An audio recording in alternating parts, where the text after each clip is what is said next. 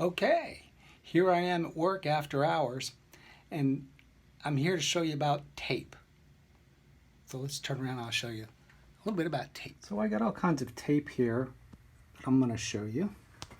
And I'll start with, this is a double-sided tape. It works really well. It's strong.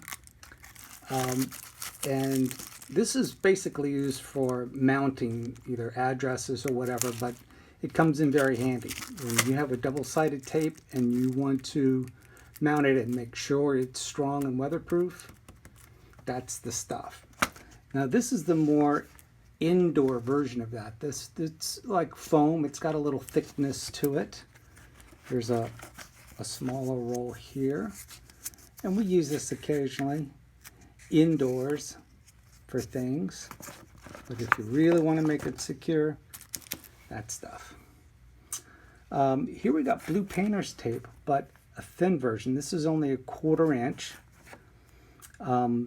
I like this for getting around really tight spots for masking or for making lines. So if you put this down and spray paint over it, peel it up, you have a line of whatever color was underneath. Regular old masking tape, we all know about this. Painter's tape with a little thickness. It's about 1 inch. There is other stuff that's similar to blue painter's tape that's green called frog tape, and the difference between frog tape and blue tape is frog tape has this powder on the very edge of the tape, like right on the edge here, and as you paint with a wet wipe of the paintbrush, that powder turns into a gel and seals off and can give you a clean line. Now when you're using painter's tape, blue painter's tape does not have that. So what you have to do when you're using blue painter's tape, if you want a crisp line, you would put it down and you would dip your paintbrush in the paint, wipe it off, and dry brush over this, because you want to seal this edge with just a really super light coat of paint.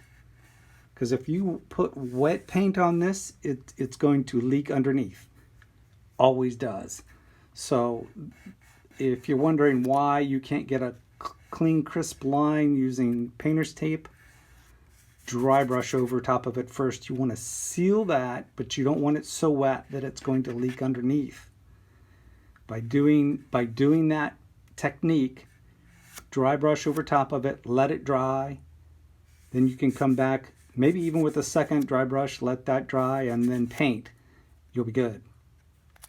But otherwise, if you just took wet paint right over top of that, yeah, it would seep right underneath. We got, this is super strong. I think it's some sort of like a safety tape that we bought, but it's very much like a duct tape, and of course duct tape comes in all kinds of colors. Here's a clear duct tape made by Gorilla.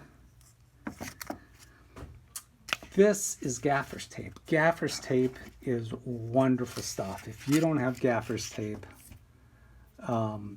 you got to try it. It's a cloth tape, and you can put it down on carpet without ruining your carpet. You can put it on the walls. It does not leave a sticky residue behind. Does not leave a sticky residue behind. Key. This stuff is great. We got silver tape. Now this is used for ductwork. I got a reinforced version back here. You can see it's got nylon through it, so it's even stronger.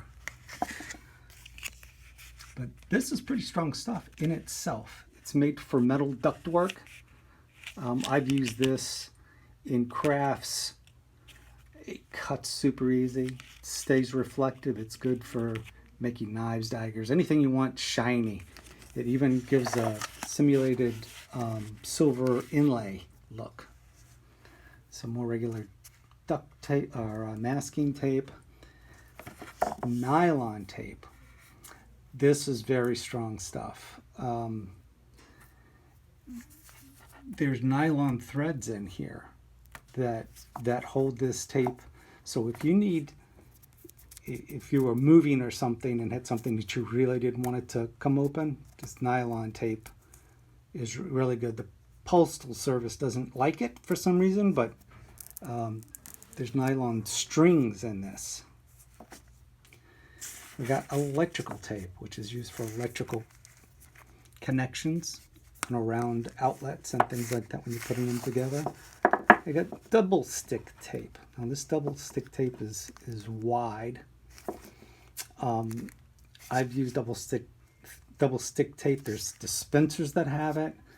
It comes in all different shapes and sizes. Even places like Woodcraft sell it for putting wood together. If you're cutting two boards at the same time or you're doing scroll saw work, that works really well. I got reflective tape back here. Regular packing tape, white duct tape. Let's see what else we got. We got plumber's tape, which is a Teflon. It's a Teflon tape for threads that goes on piping when you're screwing things together and make it watertight. More electrical tape. Stretch tape. Now this stuff is kind of new to the market. Oh, there's a package of it right there. You can use this around small leaks. It's like a temporary fix, but if you have a pipe that's leaking, like a pinhole leak or a joint leak, wrap it around there, stretch it nice and tight, and it will hold. I've used this in several occasions until I had a chance to get to it to fix it. We got liquid tape, which is used for electrical, but I've also used it for handles of pliers that didn't have the plastic or rubber on it anymore. It works really well. Now I don't have any friction tape, but friction tape is very useful. It's not very sticky, but it sticks to itself, like hockey players use it on their sticks and for handles. And we use this tape for putting up posters around the clubhouse. All right, I got some more tape for you here.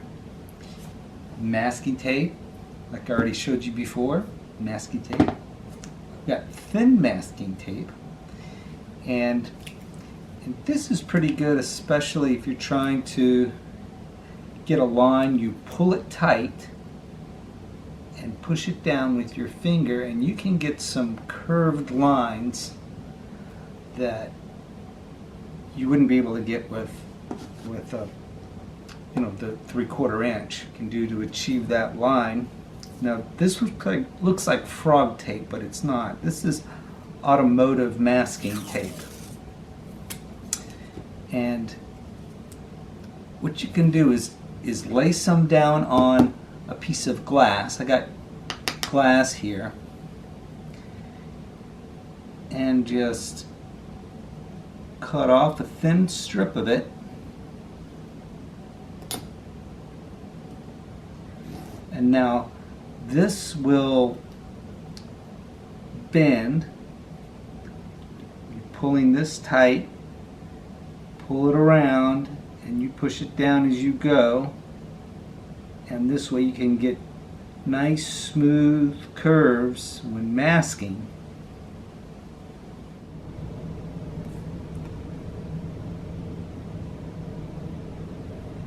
So you just keep constant pressure on this. Because it's thin, it has good flexibility.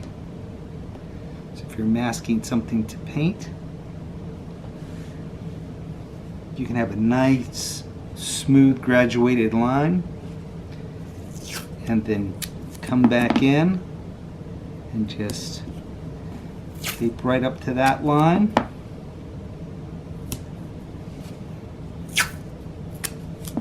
You can just use like cheap, inexpensive tape for this filler part back here.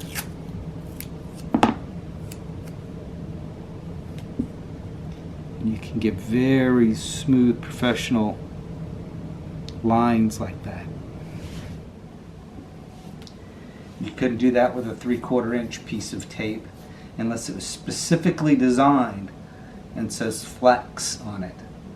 There are some tapes that say flex and they're very wrinkly looking because they have this flex built into it. We got white tape, and this is specifically used for more in the art end of things. This is an acid-free art tape, and you could use it for labeling. I got it for making labels, or I used to use it as a big wide band of whiteout if I was creating something that was going to be photographed. And here's just a thinner version of that. So you could use this for making labels or use it in artwork. If there was a big heavy black line and you wanted to take it out, this is very opaque. Of course, we got our blue tapes, our duct tape, electrical tape, and these guys. These are mesh. This is actually a mesh drywall tape. Pretty interesting stuff. It's lightly adhesive on one side, so it does stick. And I've seen actually people use this in art in some very interesting ways. To paint over top of it for texture. It's not much of an adhesive because it's just not that strong. But in the construction industry, for the drywall industry, this is put between two pieces of drywall, and it gives the drywall compound something to stick to. It gives it tooth. So two pieces of drywall, this tape goes over top of it, drywall mud comes on top, and then it gets feathered out in both directions. It's real easy to cut too. I've seen people do some pretty cool art stuff with it. So just another tool for your crafting bag. Well, I hope you enjoyed this video. Please like, share, subscribe. I'll see you next time.